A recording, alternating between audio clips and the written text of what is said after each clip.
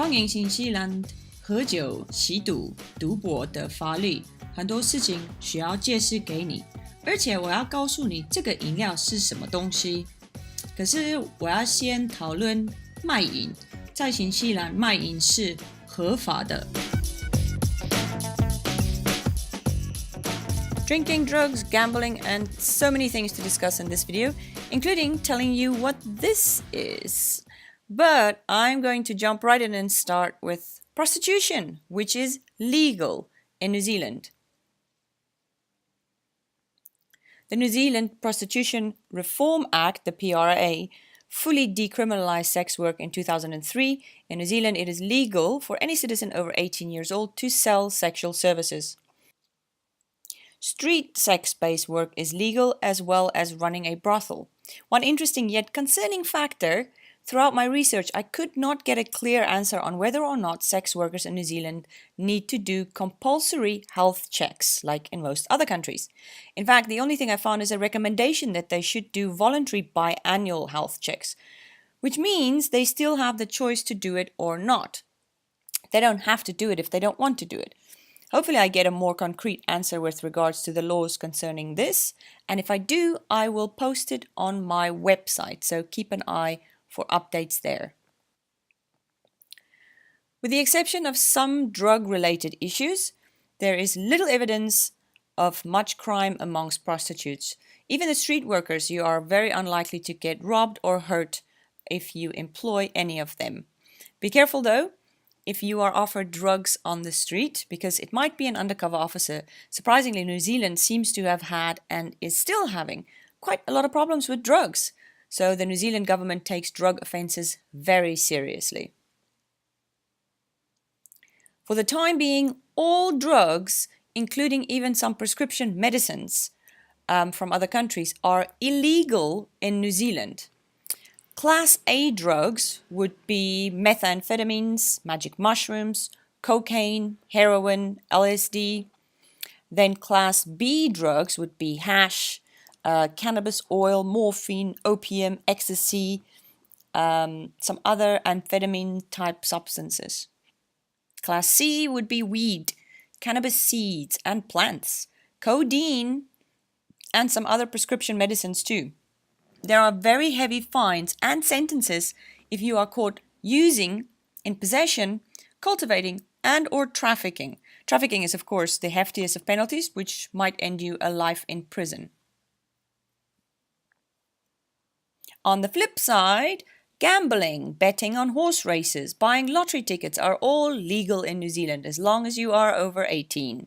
Most of the bars actually have an in-house little casino room with slot machines and things like that.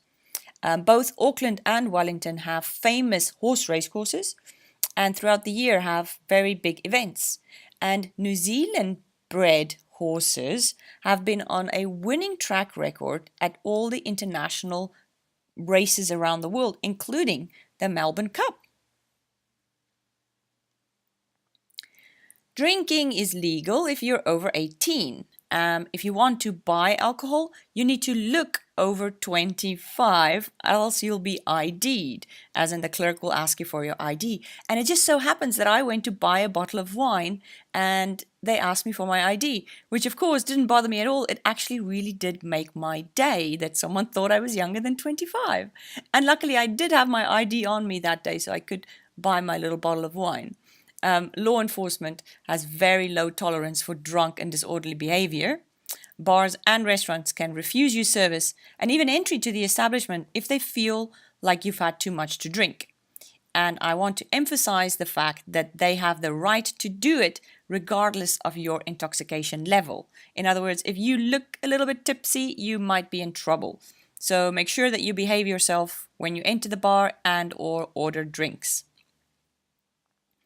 Public drinking is illegal, and so is drunk driving for the most part. Well, they do have like a small window of tolerance when it comes to drinking and driving, which is like one drink if you're over 20 years old. But as we all know, drinks affect different body types differently. So I would say best case scenario, just don't drink at all, especially if you're a visitor to the country.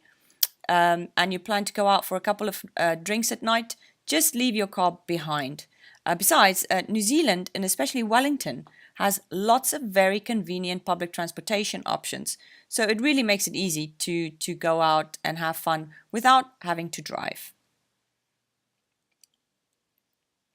While on the topic of drinking, I would like to add that it is not a very affordable hobby in Wellington, I have to say.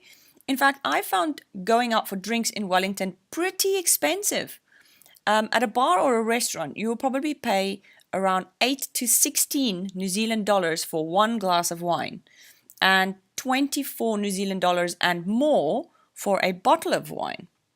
On the flip side of that, you can go to a bottle store or a liquor store and get much more affordable prices.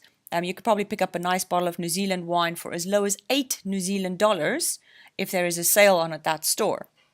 And if you run out of money for wine, it seems that you can drink water from the tap in New Zealand. I didn't do it, but everyone else I know, even the people who were just visiting New Zealand, did drink straight from the faucet and they were all fine. New Zealand, and especially Wellington, has lots of great coffee shops. They do take their coffee culture quite serious here. And for most coffee drinkers, we do need a bit of a morning kickstarter. And if that applies to you, then I want to make a recommendation. You should try this. It's called V, and it's an energy drink with a mighty kick, I might add. There is a green V and a blue V. The blue is my favorite. Brace yourself, it's pretty sweet. But as far as energy drinks go, it actually tastes really good. And it gives you a really good little energy boost too.